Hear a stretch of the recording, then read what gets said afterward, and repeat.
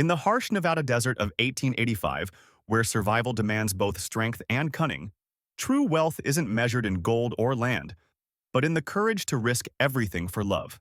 The Nevada sun beat mercilessly down on Thomas Brown's weathered face as he stood before the imposing gate of Golden Eagle Ranch. At 29, he carried the weight of 5 years' hard labor on other men's land, his calloused hands gripping his hat brim. Behind him, his faithful horse Bandit snorted softly, sensing his master's desperation. The creditor's final notice crinkled in his vest pocket. $450 for his deceased uncle's debts, due in 3 days? Or debtor's prison awaited. His own ranch, lost to those same vultures years ago, was now just a bitter memory. "State your business, mister," called Jake Wilson, the ranch foreman, as he approached the gate. His keen eyes assessed Thomas from head to toe, taking in the worn but clean clothes, the proud set of shoulders despite obvious hardship. "I'm Thomas Brown, sir. Come seeking work as a cowhand," Thomas replied, removing his hat respectfully. Wilson's weathered face remained neutral, but something in the stranger's direct gaze and firm handshake spoke of integrity. "Mrs. Sterling don't usually hire drifters," Wilson said slowly, "but she's been particular about finding the right sort of men lately." The Golden Eagle Mansion rose before Thomas like something from a fever dream. 3 stories of pristine white wood and gleaming windows, surrounded by manicured gardens that seemed impossible in this harsh, desert landscape. Servants moved purposefully across the grounds, tending to horses that looked worth more than most men earned in a lifetime. Thomas's throat went dry as he calculated the wealth before him. This wasn't just a ranch, it was an empire. Jake Wilson led him up the polished steps to carved double doors that opened as if by magic, revealing a world Thomas had never imagined existed. Eleanor Sterling emerged from the shadows of her parlor like a queen receiving subjects in her court. At 68, she commanded attention without effort, silver hair perfectly arranged, steel-gray eyes that missed nothing, and a bearing that spoke of absolute authority. Her black silk dress, appropriate for her widowhood, only emphasized her formidable presence. "Mr. Brown," she said, her voice cultured but firm, "Jake tells me you seek employment. However, I have a rather different proposition in mind." Thomas felt the world shift beneath his feet as her piercing gaze seemed to read his very soul. "Marriage, Mr. Brown," Eleanor said, her words cutting through the parlor's silence like a blade. Thomas's hat slipped from his trembling fingers, clattering onto the Persian rug. "I beg your pardon, ma'am," he stammered, certain he'd misheard. Eleanor's lips curved in what might have been amusement. "You heard correctly. I require a husband, not for romance, mind you, but for legal necessity." She gestured to the leather chairs. "Sit. Let me explain why a ruined rancher and a dying widow might find mutual benefit in holy matrimony." Thomas sank into the chair, his mind reeling. "Golden Eagle spans 15,000 acres, Mr. Brown, with interest in mines, railroads, and cattle that stretch across 3 territories," Eleanor continued, her business-like tone making the fantastic proposal seem almost reasonable. "When I die, which my physician assures me will be within months, territorial law will scatter my holdings unless I have a legal heir." Thomas found his voice. "But surely you have family, relatives." "None worthy of this legacy," she cut him off sharply. "I need someone who understands land, respects hard work, and won't squander what I've built.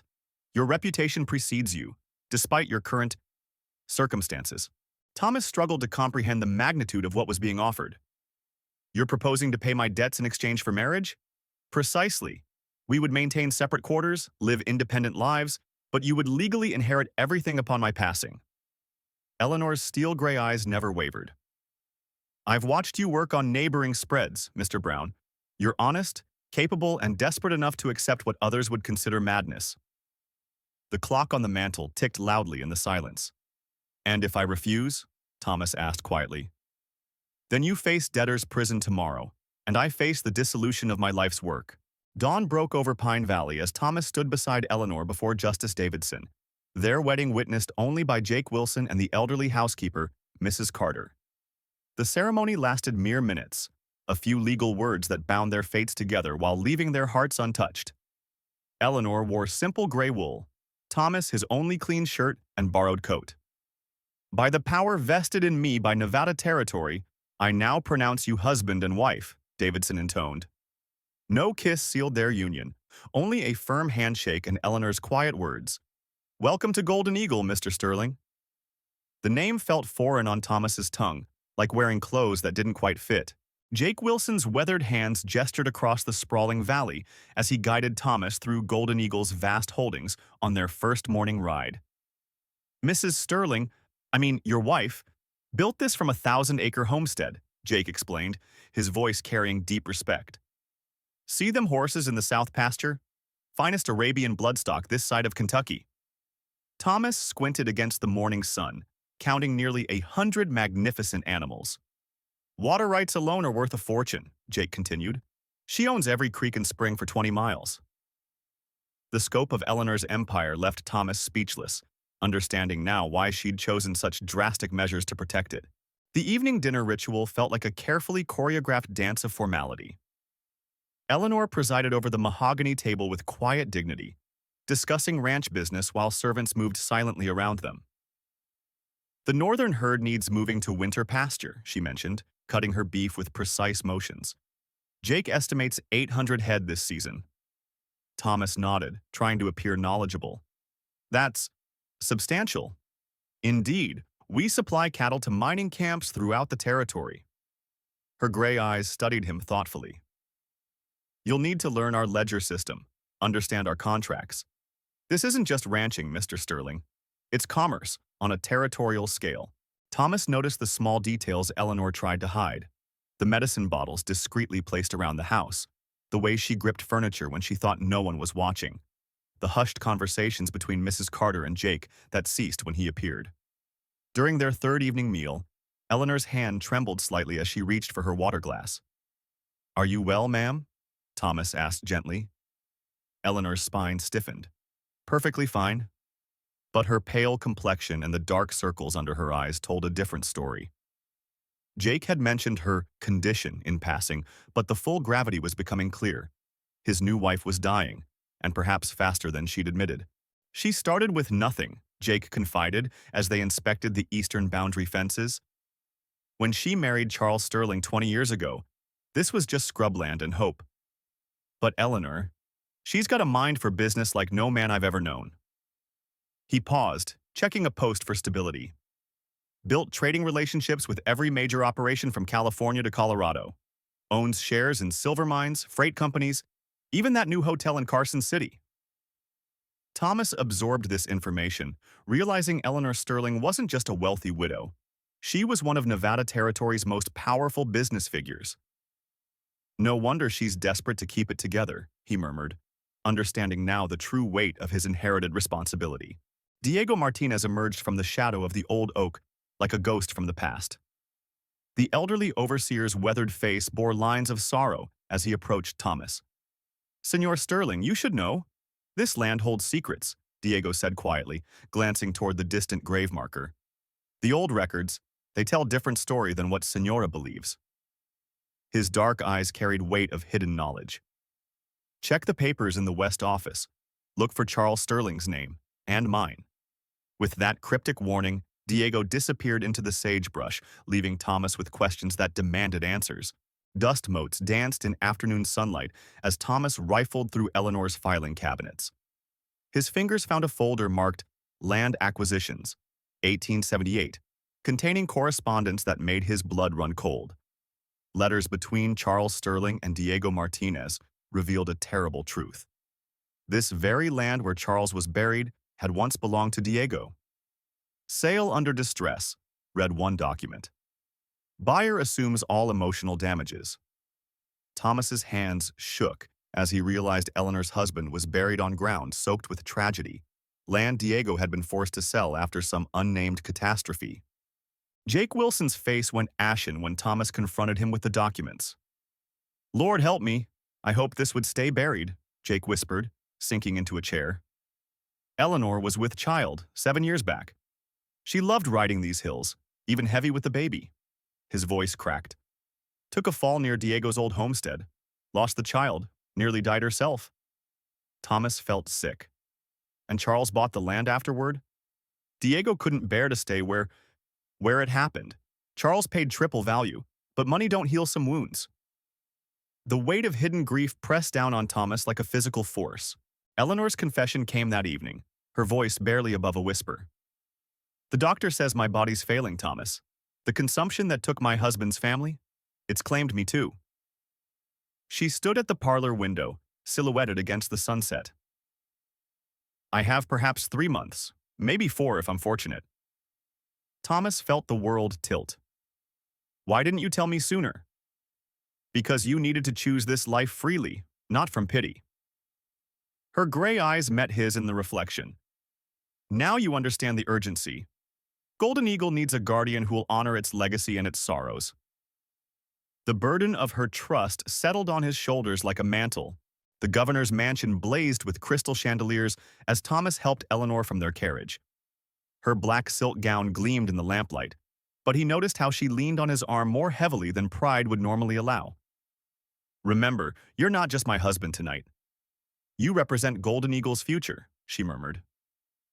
Inside, Nevada's elite mingled in clouds of cigar smoke and whispered conversations. Thomas straightened his borrowed evening coat, feeling every eye assess this unknown man who'd married the territory's most powerful widow. The weight of their scrutiny pressed down like desert heat. So this is the mysterious Mr. Sterling, drawled Marcus Blackwood, approaching with predatory grace. The Iron Hill Ranch owner's expensive suit couldn't disguise the calculated menace in his pale eyes. Quite a fortunate match marrying into such established wealth. Thomas felt Eleanor stiffen beside him. Fortune favors the prepared, Mr. Blackwood, Thomas replied evenly, as I'm sure you understand. Blackwood's smile turned sharp. Indeed, though I hear old Diego Martinez has been quite active lately, digging through records. Ancient history can be so illuminating. The threat hung in the air like gun smoke. Eleanor's grip on Thomas's arm tightened as another wave of pain washed over her during the governor's speech. Without missing a beat, Thomas shifted position, shielding her momentary weakness from the crowd's view. Shall we step outside for air? He suggested quietly. She nodded gratefully. On the mansion's veranda, away from prying eyes, Eleanor leaned against the railing. You handled Blackwood well, she whispered. He's been circling like a vulture since news of my illness spread. Thomas felt protective anger surge through him. What does he want? Everything we've built, and he's not alone in that desire. During the carriage ride home, Eleanor's walls finally cracked. I watched you tonight, Thomas. You didn't just play a role. You protected Golden Eagle's interests as if they were your own. Her voice carried unexpected warmth. That wasn't acting, was it? Thomas met her gaze in the moonlight. No, ma'am, it wasn't. Whatever this started as, Golden Eagle and you have become more than business to me. Eleanor's hand found his. I had hoped, but hardly dared believe. For the first time since their wedding, the silence between them felt companionable rather than awkward. Something real was growing from their arrangement of convenience. Eleanor's private chamber door opened with a heavy brass key she'd pressed into Thomas's palm that morning. I'm too weak today, she'd whispered from her bed, but you must see everything. Inside, ledger books lined mahogany shelves like silent sentinels. Thomas opened the first volume, his eyes widening at the figures. Golden Eagle's tentacles reached far beyond cattle. Silver mines in Colorado, railroad investments, even shares in San Francisco banks. The empire was worth 10 times what he'd imagined. Eleanor hadn't just built a ranch. She'd created a financial dynasty. Thomas's blood chilled as he discovered Iron Hill Ranch's debt records. 4 years ago, Marcus Blackwood had borrowed $30,000 from Eleanor to save his failing operation. The terms were harsh. If he defaulted, Golden Eagle could claim water rights to his entire northern range. Below the contract lay an angry letter in Blackwood's hand. Your predatory methods shame decent business, Mrs. Sterling. This territory will remember your greed. Thomas realized Eleanor had made a powerful enemy in saving Blackwood's ranch. The man's hatred ran deeper than mere rivalry. Jake Wilson knocked softly, carrying a sealed envelope. This came for you, Mr. Sterling. Ryder wouldn't say who sent it. Thomas broke the wax seal, reading Blackwood's careful script. Meet me at Miller's store tomorrow at noon. Come alone. What I have to say concerns your wife's welfare and your own survival. Thomas crumpled the note, his jaw tightening. Eleanor's enemies were growing bold, trying to divide them. Yet something in the message's urgency suggested more than simple threats. Against his better judgment, Thomas decided he needed to hear what Blackwood had to say. That evening, Thomas sat beside Eleanor's bed, watching her pale face in the lamplight. Her breathing was shallow, labored. "The books reveal everything, don't they?" she asked without opening her eyes. "The debts I'm owed, the enemies I've made." Thomas took her frail hand. "They reveal a woman who built something remarkable against impossible odds." Eleanor's eyes fluttered open, studying his face. "Tomorrow, whatever happens, remember that Golden Eagle was built on hard choices. Some called them ruthless. I called them necessary." Her words carried the weight of coming confession, and Thomas sensed tomorrow would change everything between them. Miller's store stood empty except for Marcus Blackwood, who waited in the shadows between flour barrels and hanging tools. "You came. Good." His usual arrogance was replaced by genuine concern. "Someone's been filing water rights claims in your wife's name, documents she never signed." Thomas tensed. "What are you talking about?" "Papers filed 3 days ago to claim the mountain springs that feed Iron Hill. It would destroy me, but Eleanor and I made peace months ago when we learned of her illness." Blackwood's pale eyes were deadly serious. "Someone's playing us against each other while she's dying. Pacific Land Company has been sniffing around both our spreads for years," Blackwood continued, pulling out a surveyor's map marked with red ink. "Eastern capitalists with political connections, wanting to carve up the territory for railroad development." His finger traced lines across their combined holdings. "Separately, we're vulnerable. But if they can start a range war between us while Eleanor's weak..." Thomas studied the map, understanding dawning. "They take everything while we're fighting each other?" "Exactly. And they've got inside help, someone with access to Eleanor's legal papers." The implications hit Thomas like a physical blow. "There's more," Blackwood said grimly. "Diego Martinez's cabin was ransacked 2 nights ago. Someone searched through all his old documents, took anything relating to land titles from the 70s. Thomas felt cold fear creep up his spine. "They're looking for leverage against Golden Eagle's foundations. The very ground your wife built her empire on might have legal complications she never knew about." Blackwood's voice carried reluctant respect. "Diego's been protecting secrets for years, but if the wrong people find proof of disputed claims..." Thomas realized the enemies weren't just circling, they were already inside the gates. "Why warn me?" Thomas asked as they prepared to leave separately. Blackwood paused, his hand on the door. "Because despite our past disputes, Eleanor Sterling built something worthy of respect. She saved Iron Hill when she could have destroyed it." His voice softened slightly. "And because a dying woman deserves better than watching her life's work stolen by Eastern vultures." Thomas extended his hand. "What do you propose?" "Watch your back, watch hers, and trust no one with access to her papers." They shook hands like men facing a common enemy. "The real fight's just beginning, Sterling." Thomas burst into Eleanor's chamber, the forged water rights document clutched in his fist. Despite her weakness, her eyes blazed with fury as she examined the papers. "This is not my signature," she declared, her voice sharp as broken glass. "Someone with access to my legal files is operating without authorization." She struggled to sit up, color returning to her pale cheeks. "Show me everything Blackwood told you." As Thomas recounted the meeting, Eleanor's expression hardened into the steel that had built an empire. "They think my illness makes me vulnerable. They're about to learn otherwise. The Pacific Land Company has been circling like buzzards for 3 years, Eleanor explained, her business acumen cutting through weakness like a blade. Eastern investors with railroad connections, backed by territorial politicians who see our water rights as the key to development." She pointed to a map on her desk. "Control our springs, and they control freight routes through 3 counties." Thomas studied the strategic implications. "But why forge documents in your name?" "To create chaos while I'm dying. Make it look like I'm breaking treaties, starting range wars. Then they swoop in as peacemakers and force sales." Eleanor's hand trembled as she wrote urgent instructions. You must go to Carson City immediately. Find Attorney Morrison. He's handled our legal affairs for 15 years. Someone in his office has access they shouldn't. Her breathing grew labored with effort.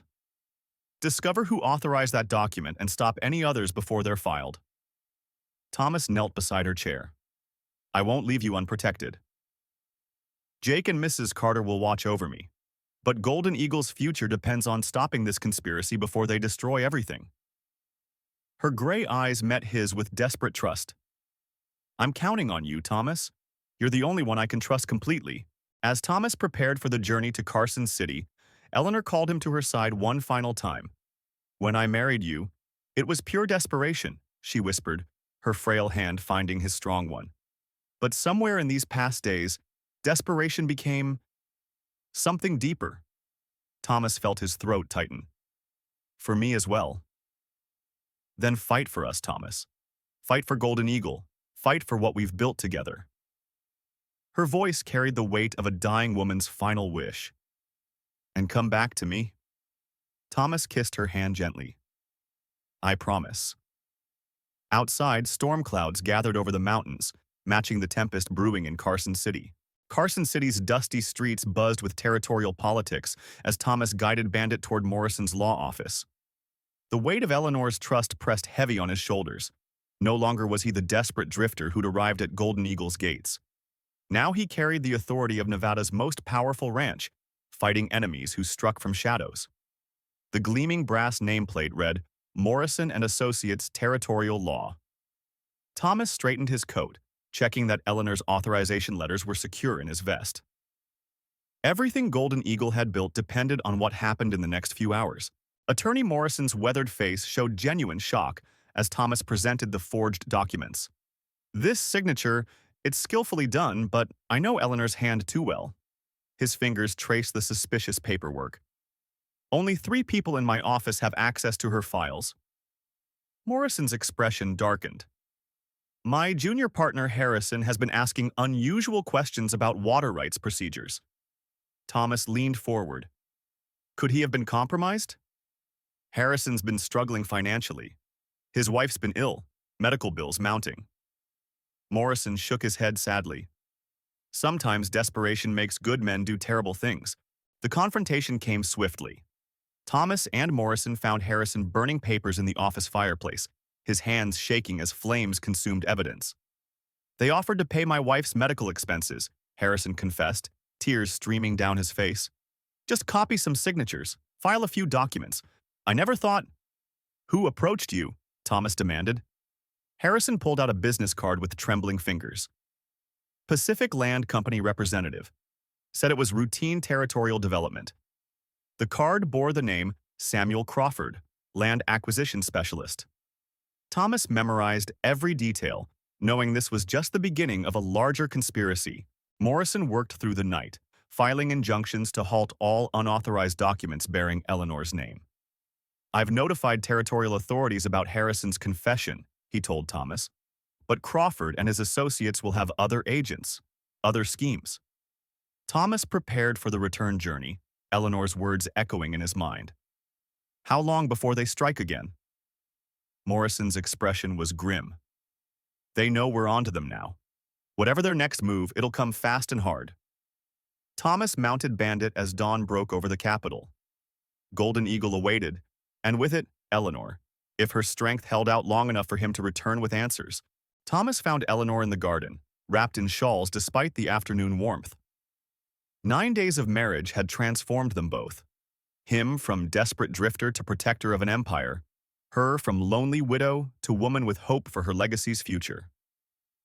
The conspiracy runs deeper than we imagined, he reported, kneeling beside her chair. But Morrison has filed the injunctions. Your empire is safe, for now. Eleanor's eyes shone with fierce pride. You've proven yourself worthy of Golden Eagle, Thomas. More than worthy. Her frail hand found his strong one. But what of us? What have we become in these few days?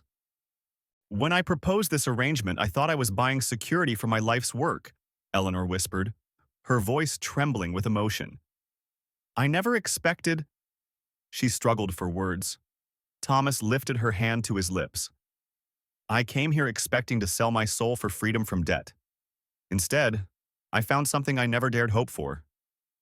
The garden around them bloomed with desert wildflowers, life persisting against impossible odds. I love you, Eleanor. Not your fortune, not your ranch. You. Tears glistened in her gray eyes. And I love you, Thomas. God help us both, but I do.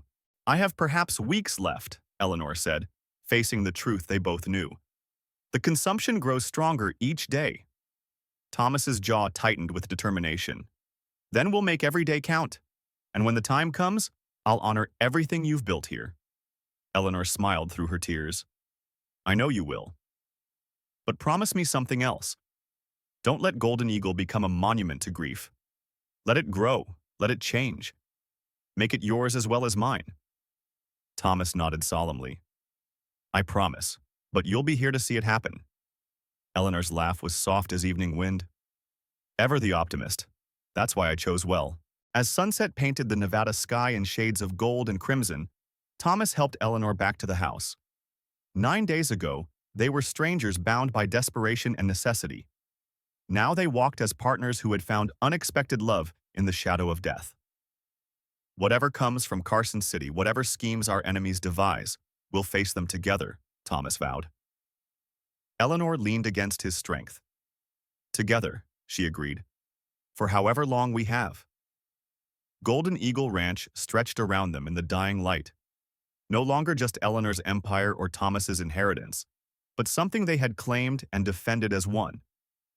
Their love story, born of need, had become something beautiful and true.